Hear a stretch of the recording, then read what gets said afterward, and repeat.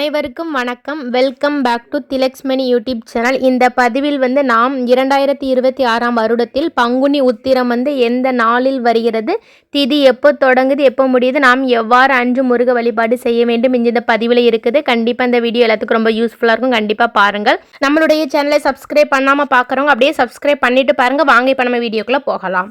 மாதத்தில் 12வது மாதமான பங்குனி மாதமும் நட்சத்திரங்களில் 12வது நட்சத்திரமான உத்திர நட்சத்திரம் இணையும் நன்னாள் தான் நாம் பங்குனி உத்திரம் என்று கொண்டாடப்படுகிறோம்.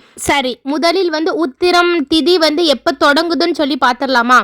மார்ச் 31ஆம் தேதி மாலை 5:50 தொடங்கி அடுத்த நாள் ஏப்ரல் 1ஆம் தேதி மாலை 6:47 வரைக்கும் இந்த திதி இருக்குதுங்க.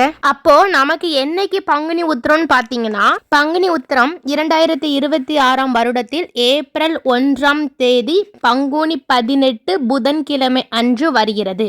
சரி, இந்த பங்குனி உத்திர நன்னாளில் நாம் அதிகாலையிலே எழும்பி குளித்து நீராடி விட்டு நம்மளுடைய விரதத்தை ஆரம்பிக்கலாம். முருகப்பெருமானுக்கு அன்றைய நாளில் நெய் தீபம் ஏற்றி செவ்வரளி மாலை சாற்றி சர்க்கரை பொங்கல் வைத்து வழிபாடு செய்வது ரொம்ப ரொம்ப விசேஷமானது.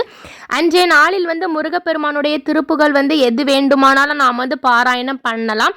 நல்ல வாழ்க்கை, திருமண தடை நீங்கணும் என்றால் கண்டிப்பாக பங்குனி உத்திர நாளில் விரதம் இருந்து முருகப்பெருமான வழிபாடு செய்யுங்கள். நிச்சயமாக திருமண தடை நீங்கும். திருமணம் ஆனவர்களுக்கு மாங்கல்ய பலன்கள் கிடைக்கும் என ஐதீகமாக சொல்லப்படுகிறது. அதனால கண்டிப்பாக ஏப்ரல் 1ஆம் தேதி பங்குனி உத்திரம் அன்று விரதம் இருந்து முருகப்பெருமான் ஆலயத்திற்கு சென்று முருகப்பெருமானை வழிபாடு செய்யுங்கள். ஓகே நண்பர்களே, இந்த தகவல் உங்க எல்லாத்துக்குமே ரொம்ப பயனுள்ளதாக இருந்திருக்கும் நினைக்கிறேன். கண்டிப்பா நம்மளுடைய சேனல் சப்ஸ்கிரைப் செய்யுங்கள். அடுத்து இதே மாதிரி ஒரு பயனுள்ள தகவல்களில் சந்திக்கலாம். நன்றி, வணக்கம்.